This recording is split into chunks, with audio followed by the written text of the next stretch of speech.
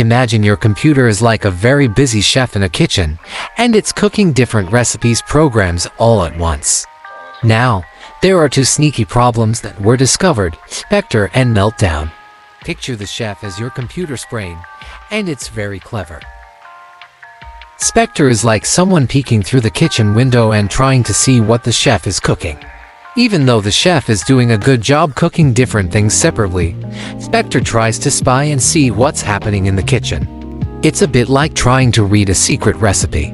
Meltdown is like a troublemaker who figures out a way to listen in on the chef's thoughts while they're cooking. The chef keeps some secret ingredients in their head, and Meltdown tries to sneak in and hear what those ingredients are. It's a bit like trying to eavesdrop on someone's private conversation.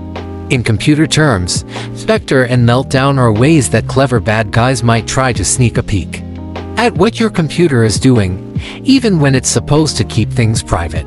Luckily, computer experts are like superhero chefs who work hard to fix these problems and keep our computers safe by adding special shields and locks to the kitchen computer so that the sneaky peekers can't get it.